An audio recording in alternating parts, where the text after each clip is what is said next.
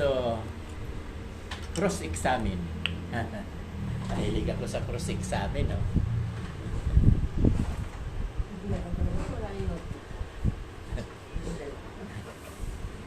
Ano ang inyong naunawaan? Bago ko sinermon, minisits yung linggo, itinuro ko muna sa inyo sa Bible study. Ano ba yun? Ano ba ang naunawaan ninyo?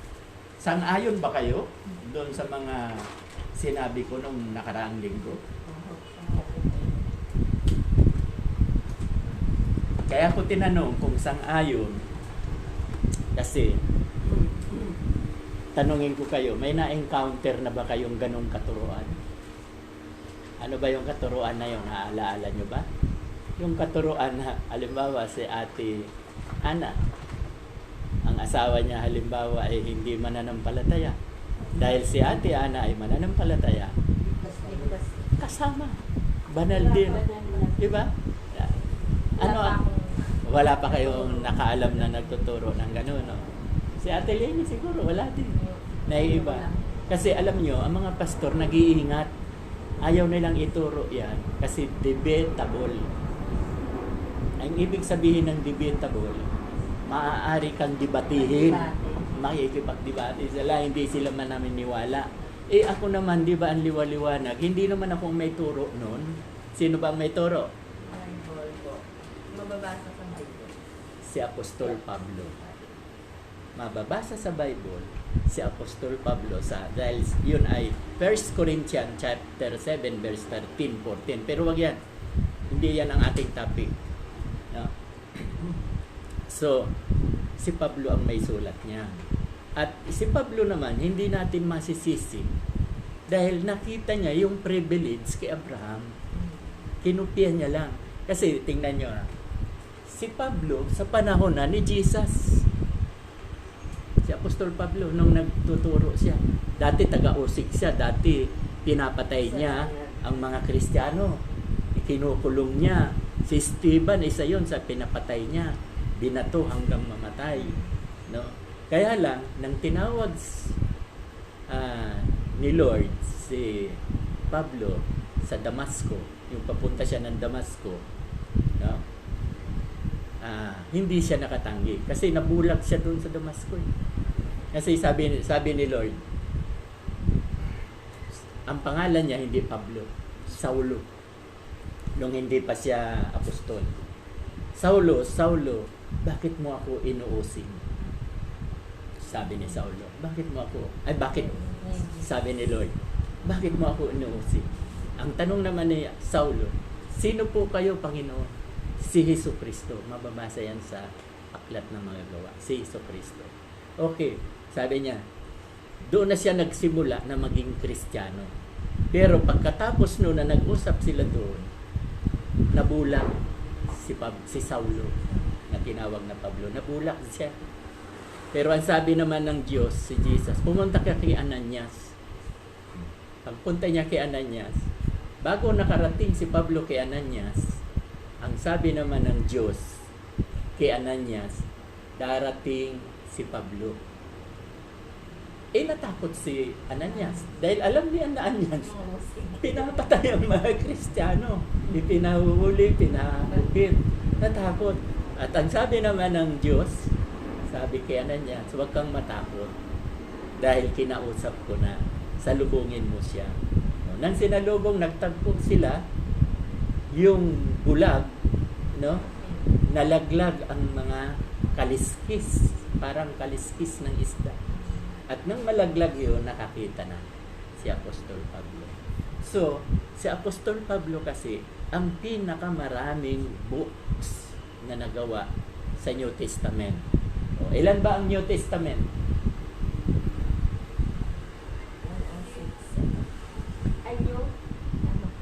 New Testament.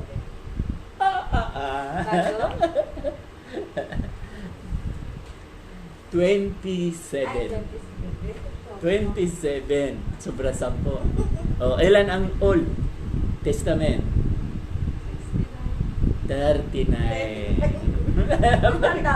Baliktad. 39. So all in all, 66 books. O, sa New Testament, sa 27, ilan ang alam niyong books na ginawa ni Apostol Pablo?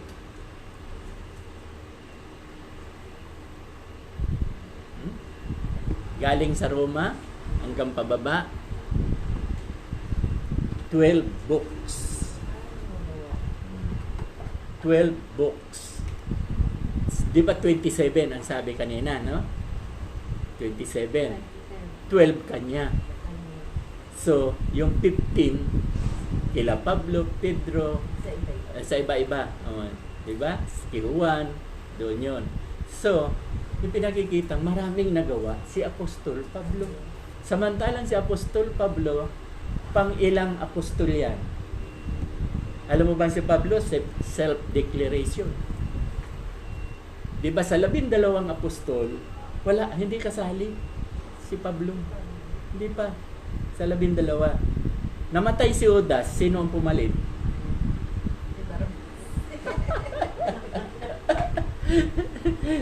Namatay si Judas, nagpakamatay, di ba? Nagdikti. Ang ipinalit ng mga apostoles, no? Si Matias. Nagpalabunutan sila, si Matias ang napili. Kaya pang ilang apostol si Matias? O, pang ilan? Si Matias, pang ilan? 12 plus 1. Di ba? Pang 13. O si Pablo, pang ilan? 14. Pang 14. Self-declaration pa, sinabi niya na siya ay apostoles. Tinawag. Ito totoo naman talaga. Okay, ba't ako napunta dyan? Para lang ipakita sa inyo na itong si Pablo, napakasipag mag-aral. Wide readers ang tawag dyan. Basa siya ng basa sa lumang tipan. No? Kaya, nang mabasa niya si Abraham, na simula kay Abraham, pakyaw na ang salvation. Inuulit ko lang, ha? Pamilya na. Kaya pagdating sa kanya, yung siya naman ang nangangaral, yung binasa ko sa inyo sa 1 Corinthians 7:13 and 14, kaya naging banal si Tom dahil kay Ana. Ba? Pambihira, no? Bakit? Privilege. Pribileho na ibinigay ng Diyos kay Abraham. Kaya, hayaan nyo akong makulit. Makulit ako, di ba? Paulit-ulit. Para lang maintindihan ninyo. No? Para maintindihan ninyo. Kasi pag may nagtanong sa inyo, ano, ligtas na ang asawa mo kahit hindi mananampalataya? Oo, sabi ni Pablo. Ayun, inom na inom ng alak. Kahit painom ng inom niya ng alak. Ligtas pa rin. Ligtas. Dahil yung pribileho. Dahil sa'yo. Kaya napakahalaga na maging mananampalataya kayo. Kasama lahat yan, pati mga anak. Kasi, di ba sinabi sa huli, sa 14, pag hindi banal, hindi magiging banal si Tom, pati mga anak, hindi rin banal. Kaya dapat maging banal si Tom dahil sa'yo, kaya lahat ng anak ninyo, banal. Diba? Nakukuha ang point. So, pag ikwininto nyo yan sa mga tao, kung ayaw nilang maniwala, ayaw nila. Ayaw pa ba nila yan? Hindi, tulad mo, hindi ka nahirap. Hindi ka na mahihirapan na ipag-pray mo pa siya na ipag-pray. Hindi na, automatic eh. Di ba? Automatic. At pati mga anak nyo, hanggang kaapo-apuhan. May apo ka na, di ba? Tatlo na po. Please, huwag ka na mag-alala sa apo mo. Kasi privilege. Sa langit ang tungo niya. Sa langit ang tungo. So, hindi yan ang ating topic. Ang ating topic ay buksan ninyo sa Isang lalaki nagngangalang Cornelio.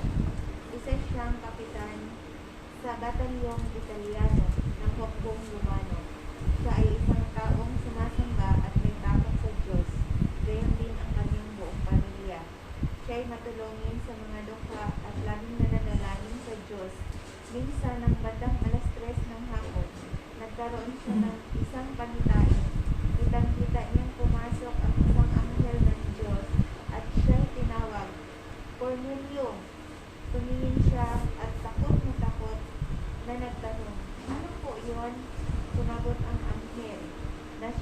ang Diyos sa iyong mga dalangin at pagtulong mo sa mga dukha. Magsugo ka ngayon din ng ilang tao sa Jupa upang sunduin ang isang taong magngangalang Simon at tinatawag din Pedro. Okay? Okay na? Okay. So, pakipaliwanag. Yan na yung sinasabi ko sa inyo. Practice nyo na kaya ang mga sa susunod. Babasahin nyo yan. I-explain nyo. Ano ang iyong naintindihan sa mga binasa mo? Sino yung tao? Si Cornelio. Yes. Ano daw si Cornelio? Ano ang hanap buhay niya? Isang kapitan sa Amen. Italiano. Amen. Siya ay kapitan. Bagong Romano. Oh. At ano pa? Ano pa siya? Ano ang mga ginagawa niya? Sumasamba siya at may takot siya sa Diyos. Amen. Ganon din ang kanyang pamilya. Oo. Matulungin siya sa mga dukha at palagi siyang manalangin. Okay. Minsan, ng alas 3 ng hapon na nagkaroon siya ng Pangitain. Mm. Kitang-kita daw niya na pumasok ang anghel ng Diyos. Oo. Tinatawag siyang Cornelio. Mm. Tumingin siya at takot na takot. Nagtanong siya kung ano daw yun. Mm. Sumagot ang anghel. Basiyahan ang Diyos sa iyong mga dalangin, pagtulong sa mga dukha. Mm. Ano pa? Inutusan siya na sunduin ang isang taong nagngangalang Simon at tinatawag din Pedro. May inutusan siya yung mga sundalo niya napuntahan sa sa Cesarea? Saan ba? Sa Joppa. Jupa. Okay. Okay. So, medyo Parang pagpapautang pa Yahweh ang pagtulong sa mahirap at pagdating ng panahon si Yahweh ang magbabayad. Amen. O, kita nyo? Diba? Ang lagi namin sinasabi ni Mrs., ang Diyos ay hindi umuutang. Babayaran ka agad. At ang sabi kanina sa binasa ni Ate Lisa, lubos na kinalugdan ng Diyos si Cornelio dahil siya ay mapanalanginin. No? Ibig sabihin, umaasa siya lagi kay Lord, nananalangin. Tayo ba, mapanalanginin ba tayo? Tanong ko. O baka hindi na tayo nananalangin? Ha? Minsan. Okay. So, paano sasagutin ang mga dalangin natin? No? 'Di ba? Wala kasi hindi tayo lumalapit eh. Itong si Cornelio, ang katangian ni Cornelio, no, kapitan pa siya, mapanalangin, laging sa Diyos umaasa. Pangalawa, itong ginagawa niya sa mga mahihirap, binibigyan niya. 'Di ba? Inaabutan niya kasi di ba, tingnan nyo, karamihan ng tao ang aabutan yung mayaman. Kasi babalik. Nagbibigayan. Nagbigay ka, magbibigay din sila. Bayad na kaagad. Di ba? So, bayad na sa tao. Pero itong si Cornelio, ang pinipili niya, yung mahihirap, mga dukha, yun ang binibigyan niya. Kaya hindi siya umaasang ibabalik. Di ba? Hindi siya umaasang ibabalik. Pero ang hindi niya alam, sabi sa kawikaan na binasa ni Ate Lisa, di ba, ang ganda? Ang Diyos ay hindi umungutang. Ibabalik niya kaagad. Sobra-sobra pa, siksik-liglig. Yan ang lagi namin sinasabi. Kaya tayo, dapat kung Pasko, ang bigyan natin yung mahihirap. Hindi na yung exchange gift. Kaya nga, di ba, inalis natin ng exchange gift? Dahil bayad na eh. Tayo na. Dapat bigyan natin ang mga bata, yung mga nandoon. Doon, yun ang abutan natin. Dahil alam natin, hindi sila Hindi sila magbibigay sa atin. Bata, walang anak buhay yan di ba? Yung Masaya sila. ganon. Saka, yung masaya sila. Yun ang tuwang-tuwa. So, ipinakikita rito na sa English, ang sabi, if you help the poor, no? Pag tinulungan mo ang mahihirap, you are lending to the Lord. Kaya lang, may utang si Lord. Di ba? You are lending to the Lord. And, ang sabi, He will repay you. Babayaran ka, babalik ka. So, ito ang maganda kay Cornelio. So, yan, nakikita nyo na, ha? Di ba? Sabi ko, tinukaan ko si Ate Ana sa susunod. Ganyan lang, babasahin nyo, pakabasa nyo, ipapaliwanag nyo. Di ba? O, nakuha na, Ate Lenny. Si Lisa, marunong na, nagbasa na, at pinaliwanag niya na si Cornelio ay mapanalangin, reliyoso, sa Diyos laging umaasa. At si Cornelio, ano ang lahi niya? Ano ang lahi ni Cornelio? Pakisagot. Kung hindi nyo alam, malalaman nyo mamaya. Okay. Ate Ana, your toka. Ikaw naman. Siya'y nanunuluyan sa bahay ni Simon na tagapagbilad ng balat ng hayop. Siya ay nakatira sa may tabing dagat. Pagkaalis ng anghel, tumawag si Cornelio ng 2 utusan at isang debotong kawal, isa sa mga naglilingkod sa kanya. Sinalaysay niya na sa kanila ang pangyayari at pagkatapos pinapunta sila sa Joppa.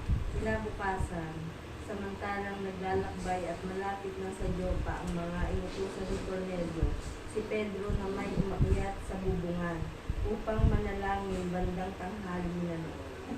Siya'y nagutom at gusto niyang kumain, ngunit habang naghihintay siyang maihanda ang pagkain, nagkaroon siya ng isang pangitain. Nasaan ka na? Then po, Sa 10. So, explain. Paki. 6 to 10. Paki-explain. Ano ang naunawaan mo dyan? si Cornelio po ay wala po siyang bahay, nalululuyan lang po siya sa isang May bahay siya. Sinabi bang walang bahay? Hindi, nalululuyan po siya. Doon po siya nakatira Hindi ko sa na isang iya.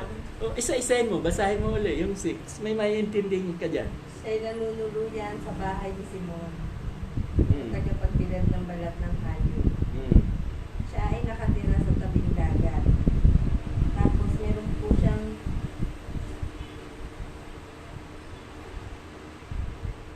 siyang mga utusan na debotong kawal. Mga kawal, kasi kapitan Mga siya eh. kawal, Sige. At sinalaysay ko niya sa kanila yung pangyayari. At pagkatapos pinapunta sila sa Joppa. Sa Joppa. Sino ang sadya nila sa Joppa? Ang mga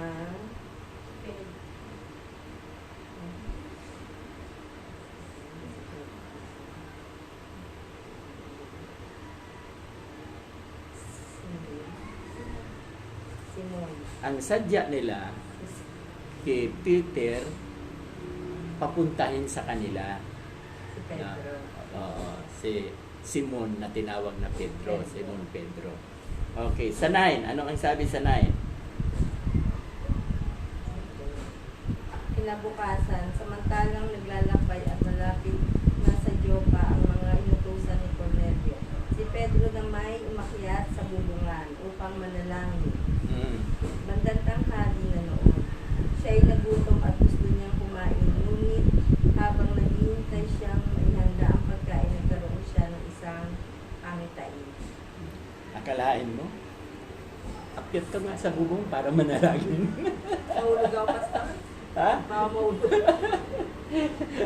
Alam niyo naman kasi, ang bubungan sa kanilang lugar, hindi katulad ng bubong natin na naka-slanting. Sila, ang bubong nila, flat. No, parang Opo, terrace, parang- flat. Saka Simen- sobrang taas. sobrang taas. Flat yan. Kaya hindi sila mahuhulog. Kaya lang, bilad na bilad siya sa init. Sa araw, tanghaling dapat nananalangin. At habang nananalangin siya, ano ang nakita? Anong pangitain ang nakita? Ha?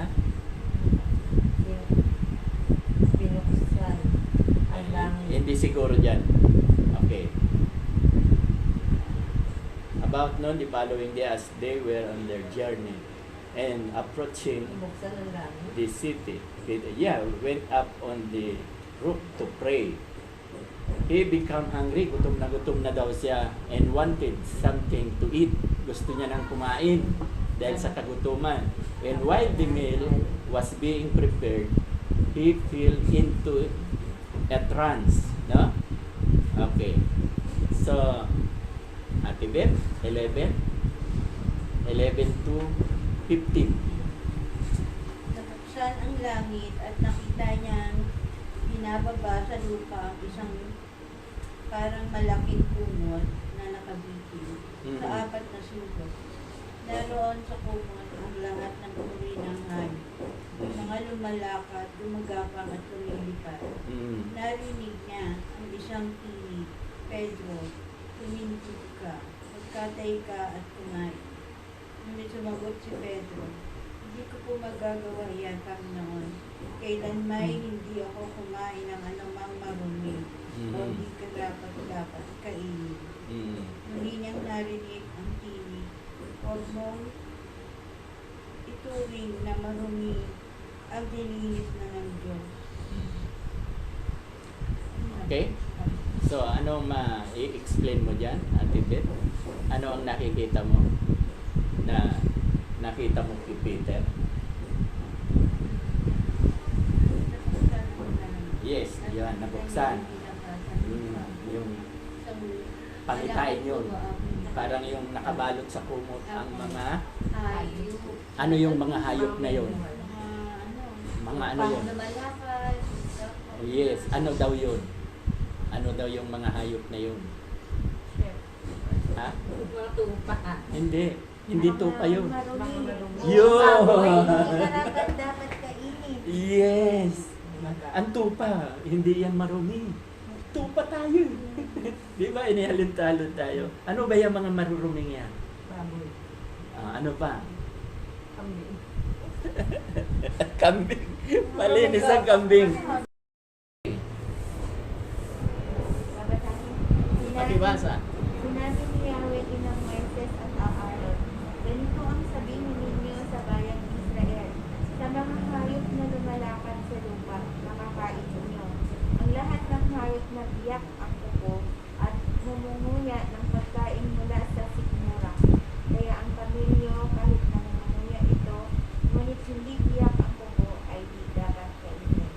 Ang dagang gubat ay mumunguya rin ng pagkain mula sa sikmura, ngunit hindi biyak ang kuko.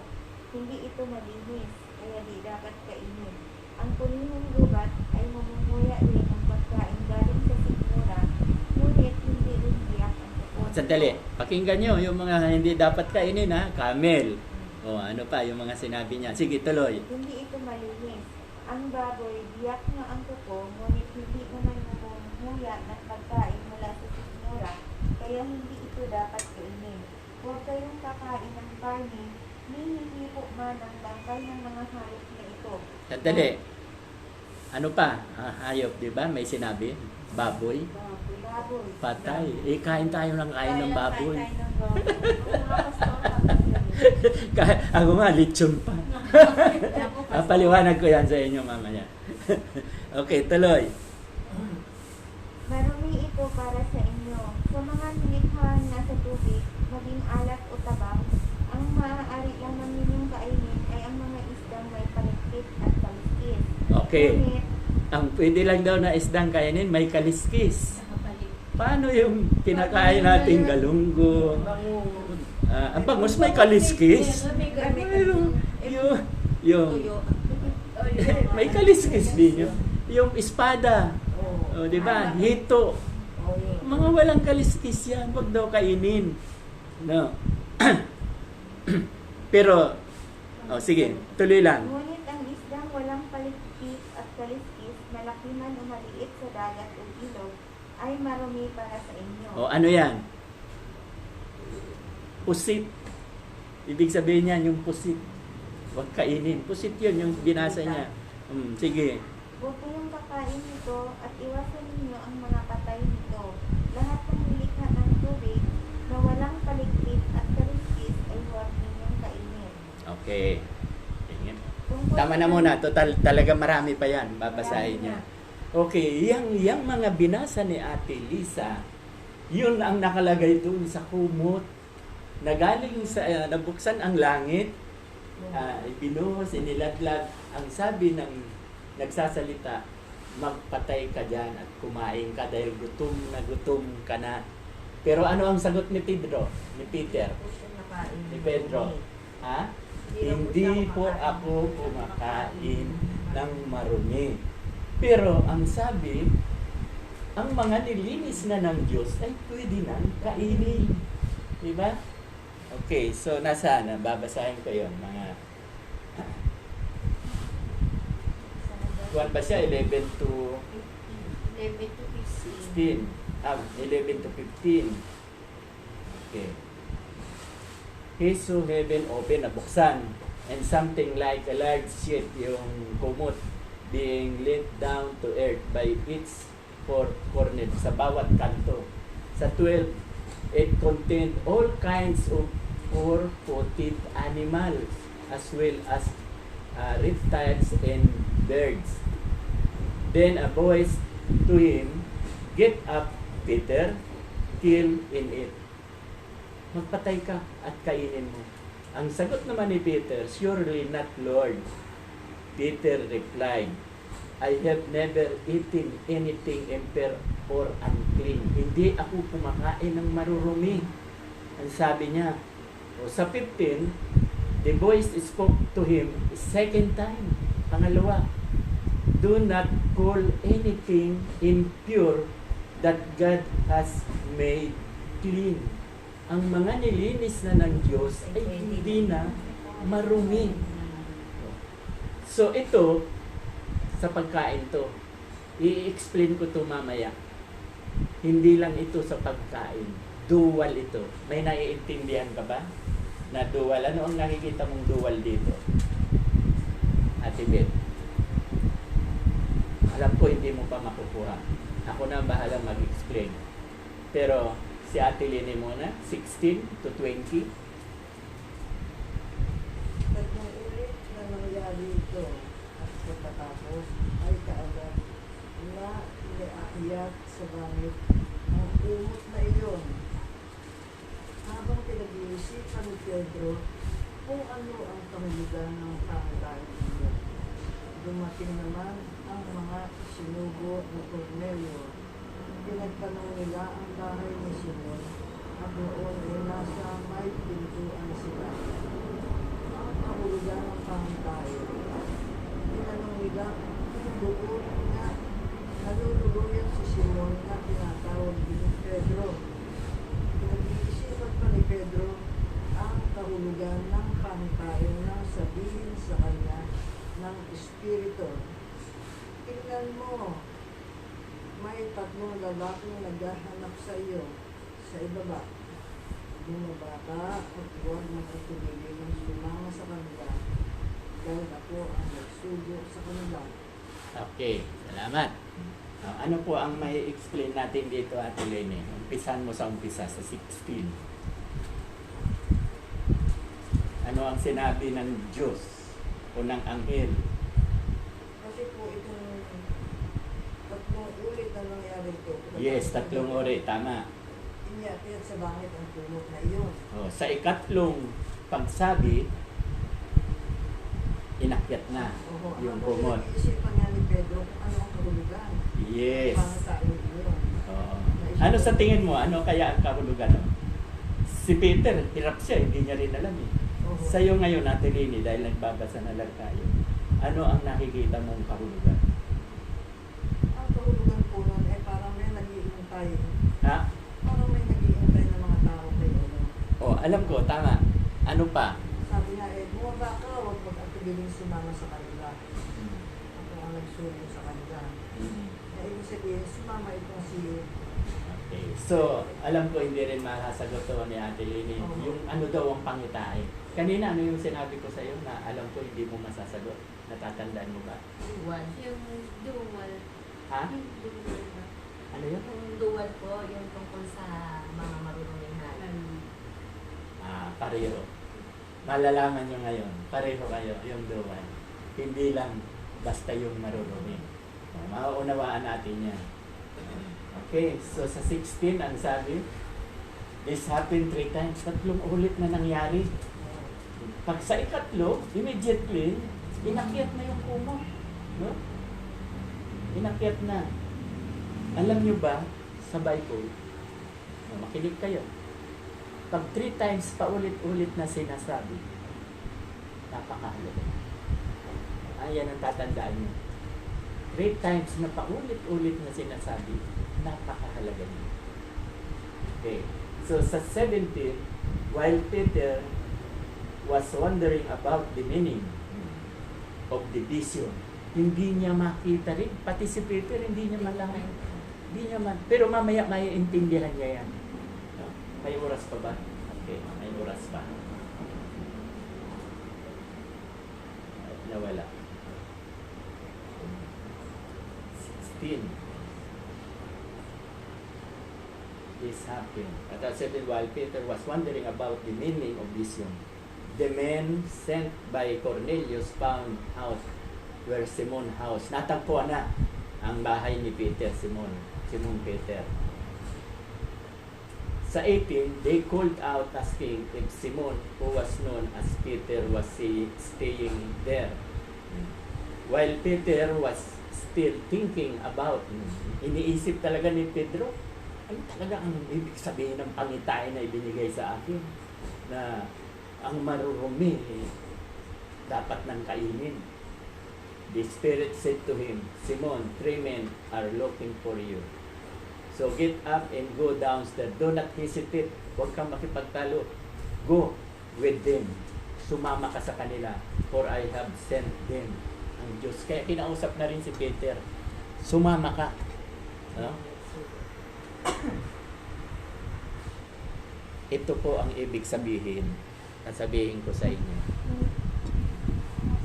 Mas maganda basahin ko rin sa Bible para ang ibig sabihin ang Bible ang sumagot, hindi ako. Pero alam ko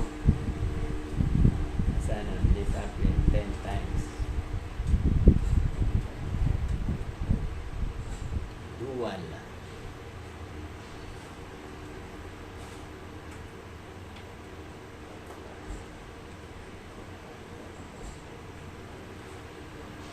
Sino magbabasa sa inyong mabilis?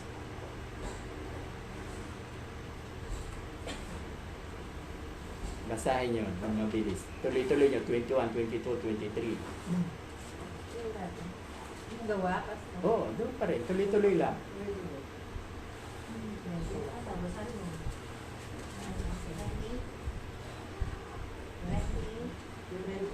21, 22, Nangumingi 23. sila, Yan, bilisan. nangumingi sila ng hari, binigay sa kanila ng Diyos si Saul na anak ni Cis, isang lalaki mula sa lipi ni Benjamin. Saan ba yan? Ay, saan ba yun? Sa gawa. Sa gawa. Yung binasa nyo, 5 to... Simula kay Ate Lini, 20 si Ate Lini. Yung 21. Nalaog nga si Pedro at sinabi sa mga tao. Ganon. Ito pala, Si Pedro at dumule. sinabi sa mga tao, ako ang hinahanap ninyo. Ba ang kaibigan ninyo? O, sige. Tuloy-tuloy lang. Tuloy. Sumagot ang mga lalaki, hinapunta ko kami dito ni Cornelio, isang kapitan ng sumpo, sa isang mabuting tao may takot sa Diyos at ginagalang ng mga Hudyo. Sinabi sa kanya ng isang anghel na ipasundo kayo upang marinig ninyo ang sasabihin ninyo. Pinatuloy sila ni Pedro at doon pinatulog ng gawin yun. Kinabukasan siya sumama sa kanila, ganoon din ang ilang kapatid na taga-Jopa. Nang sumunod na araw, dumating sila sa Caesarea. Doon, naghihintay na sa kanila si Cornelio, pati ang mga kamag-anak at malalapit na kaibigan na kanyang inaanyayahan. Sinalubong ni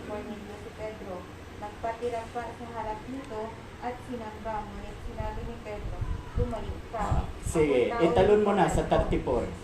Patuloy silang nag-uusap 34 na yan? Pumapasok sa bahay.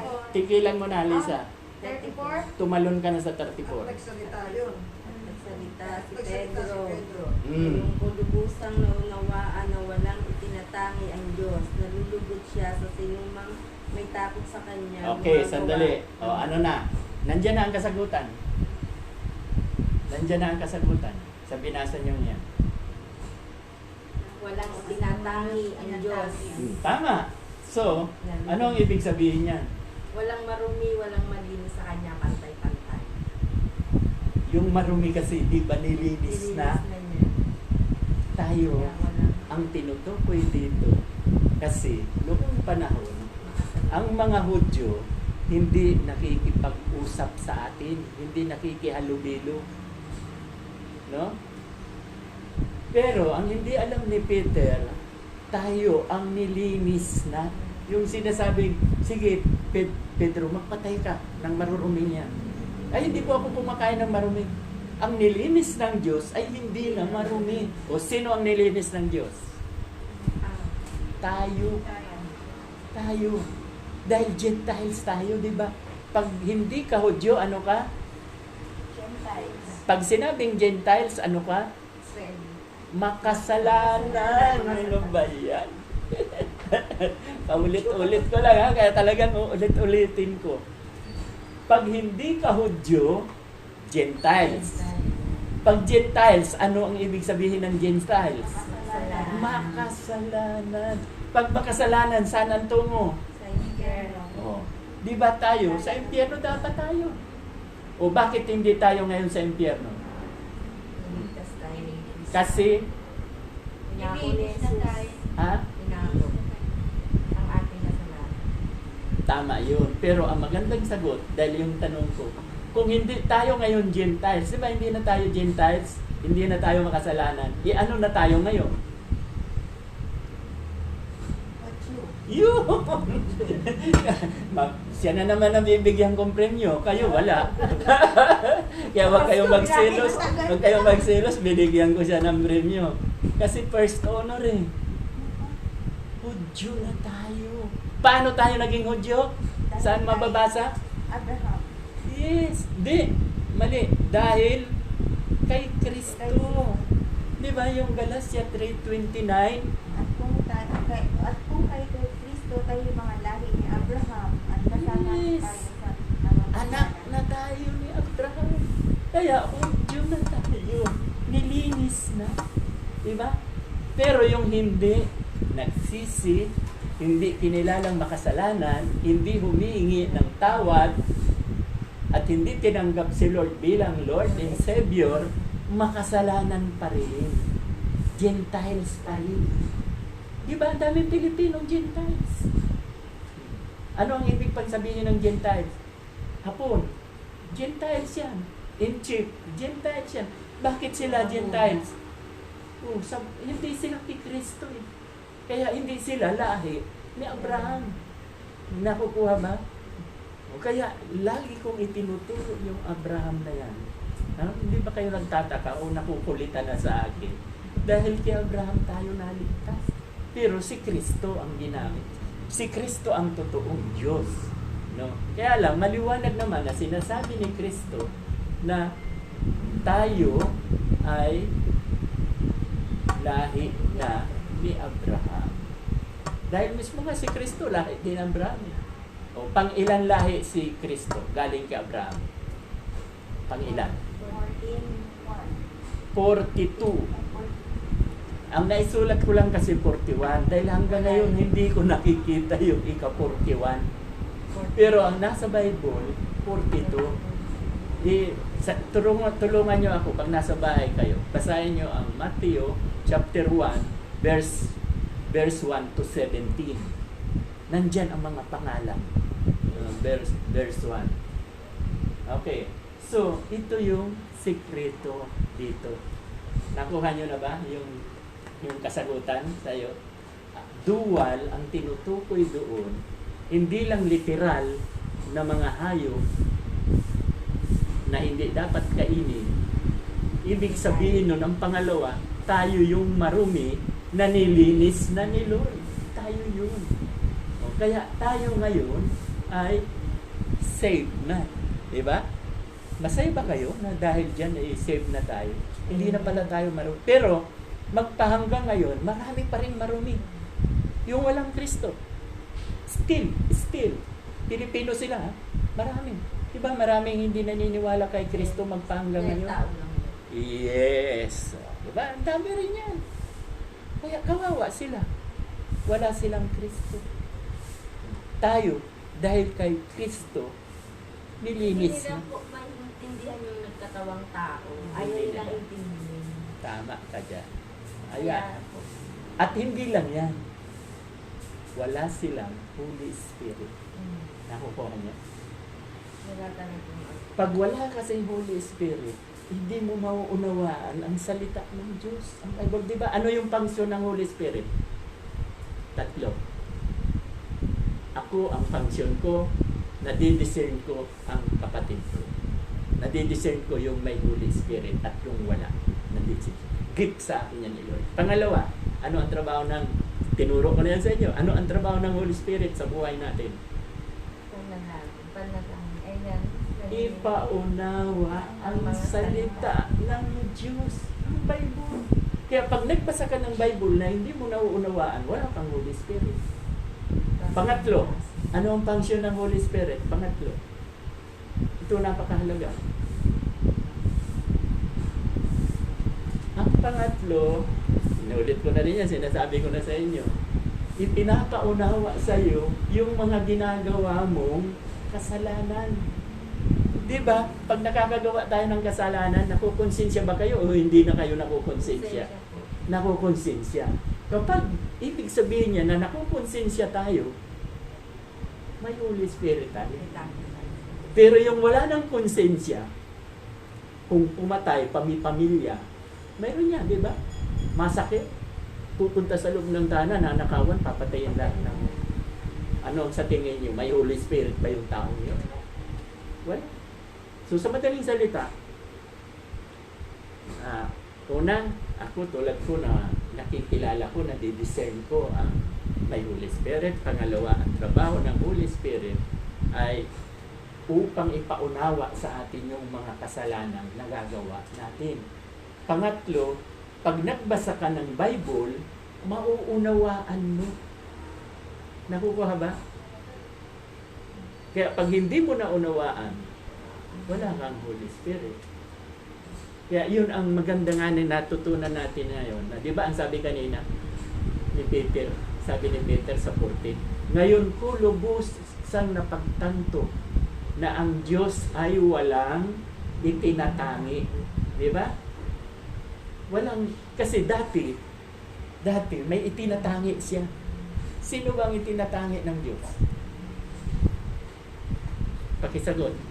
Iniikot-ikot ko lang. Sino ba dati ang tinatangi ng Diyos? Nakakalimutan. Sino ba ang chosen people? Si Abraham. Amen! Sila lang ang ligtas eh. Sila lang. Kasi pag hindi ka Hudyo, makasalanan ka, impyerno ka. Nakukuha niyo ba? Inuulit-ulit ko lang. So, ang tingin ni Peter, sila lang ang itinatangi. Sila lang ang ligtas. No? Nakukuha niyo ba? Payag ba kayo doon na sila lang? Hindi po. Hindi. Pero, ako payag. Tama yun. Sila lang ang ligtas. Sa impyerno tayo. Hindi patapos eh. Di ba hindi ka na Gentiles? Ano ka na ngayon? O, diligtas na. Hindi nyo nakukuha. Ulitin ko. Magandang parables to eh. Ano ba yung tanong ko? Nakalimutan ko kaagad. Tinatangin. Sino ang itinatangi ng Abraham? Abraham. Lahit ni Abraham. O dahil tayo ni Abraham. So, dahil kay Kristo, naging lahi ka ni Abraham. Naging anak ka ni Abraham. So, ang salvation, tama, nasa Israelita lang. Nasa Hudyo lang. Di ba nakukuha niyo ang point ba? Kasi, hindi na tayo Gentiles eh. Kaya wala na tayo sa impyerno. Hindi na tayo sa impyerno pupulutin. Saan tayo pupulutin? Sa langit na nakukuha ang point. Kaya, tama yung isinasabi ni Peter na walang itinatangi kasi ang alam niya noon, sila lang ang itinatangi. Tama yun. Magpahanggang ngayon. So, bakit tama yun na may itinatangi? Kasi yung kasabihan na lahat ng Hintil, lahat ng Gentiles, kapag nanampalataya kay Kristo, isa ka ng Hudyo, isa ka ng Israelita. Nakukuha ba natin? Kaya nga si Kristo, di ba? Kaya si Kristo nagkatawang tao para mamatay sa krus dahil sa mga kasalanan natin. Kaya si Jesus pinadala hindi para sa mga Hudyo. Sa mga kasalanan. Yes. Saan mababasa yan? Tama ang sagot mo. Mark chapter 2 verse 17. Bumaba si Kristo sa lupa hindi para sa mga banal. Banal na kasi itong Israelita eh. Safe na sila. Hindi siya bumaba para sa mga banal. Bumaba si Kristo para sa mga Gentiles. Kaya yung salvation natin naging universal dahil kay Kristo. Ano man ang lahi mo, Hapon, Inchik, Koreano, o Afrikano, Pilipino, ano man ang lahi natin, diba? Kapag nanampalataya ka kay Kristo, magiging Hudyo ka. So, Hudyo lang talaga ang ligtas. Pero naging universal. Kasi dati, sila lang. Kasi wala pang Kristo noon. Sila lang. Kaya nga, kung ang Ama ay hindi nagkatawang tao, tingnan nyo kung ang Ama hindi nagkatawang tao na si Kristo para mamatay sa atin, hindi tayo kasali. Kung walang Kristo, hindi tayo kasali. Nakukuha niyo ba ang point? Naging kasali tayo dahil kay Kristo. Pero tama, sila lang ang itinatangi. Pero di ba binasa mo? Walang itinatangi. Kasi naging open sa lahat ng tao. Tama ba, Ate Denny? Nakukuha ba natin? Di ba? Inuulit-ulit ko. Hayaan niyo makulit ako. Pinahiikot-ikot ko lang. Nandun talaga ang salvation sa Hudyo na Israelita. Pero nasama tayo. Dahil kay Kristo. Okay, so, mayroon bang katanungan? Mayroon ba kayong katanungan? Hindi pa dapat tapos yan, pero oras na eh. May 10 minutes na lang. Question and answer. Sang-ayon ba kayo dun sa mga sinabi ko? Na tayo ay mga Israelita. At yung sinasabing marumi, duwan. Marumi yung hayop, tayo ang tinutukoy na marumi. At lahat, hindi ko na nasabi, lahat ng, kaya tayo ngayon, kumakain na ako ng litson. Diba kasali yung baboy eh. Kuneho, camel, bawal. Yung mga isdang walang kaliskis, ay gusto ko ang espada. Walang kaliskis. Sarap-sarap yan. Diba? Galunggong. Lalo ng hito, inihaw. Mababasa yan sa unang Timothy chapter 4, 1-5. Basahin nyo yan. Unang Timothy chapter 4, 1-5. Nandyan ang kasagutan. Kaya, yung duwan, literal, mga hayop, baboy, pagdating sa Timoteo, pwede nang kainin. At hindi lang, doon din sa Acts, di ba? Di ba? Pedro, nagugutom ka, magpatay ka, kainin mo. 3 ulit sinabi. So, pwede nang kainin. Kaya lang, naging dual. Literal na hayop, at pangalawa, yung tayo, yung marumi, yung tinutukoy. Kasi pag hindi ka ligtas, marumi ka. Pag hindi tayo ligtas, marumi tayo. So, nakuha natin. Nadagdagan ba ang ating abilidad? Nadagdagan ba? Kaya malaking bagay ang nag-aaral. No? Okay. So, walang tanong? Kung walang tanong, ito-closing prayer ko na. Isama ko na yung mga may karamdaman. No? Sa inyo, mayroon ba kayong mga isasamang gustong isamang may Kapatid karap? ko po, Pastor. Kapatid mo. Sa February ko kasi operaan. Natanggalin na yung ano sa kidney niya. Okay, ano pangalan ng kapatid mo? Anareya. Analia? Analia. Okay, so tayo po yung manalangin. Ama naming Diyos na makapangyarihan sa lahat. Maraming salamat po na sa hapong ito ay naunawaan po namin ang aming pinag-aralan, ang aming binasa sa chapter Acts chapter 10, 1 to 34 na tunay nga po, Lord, na yung mga pagkain ay pwede nang kainin na yung mga dati mong ipinagbawal kasi pinaliwanag din po ninyo sa Roma, mababasa po namin sa Galatia chapter 5 verse 18 na wala na po kami sa kautusan. Yan po kasi ay batas noong panahon sa lumang tipan. Pero dahil si Kristo po ay nandyan na, wala na po kami sa ilalim ng kautusan. Kami po ngayon, lahat ay may Espiritu ni Kristo, love, pag-ibig po. Kaya, lalo po akong lumalapit sa inyo, Lord. Salamat, Lord, na naunawaan namin na ang salvation ay sa mga Hudyo lang. Pero dahil kay Kristo, kami ay nasama sa Hudyo. At dinadalangin ko rin po si Ate Cynthia, na anak ni Ate Lenny, na nawa po, Lord, gumawa po kayo ng wala. Hindi po ako uurong, hindi po ako mag-aatubili na lagi kong isama sa prayer na makasama po rin namin siya.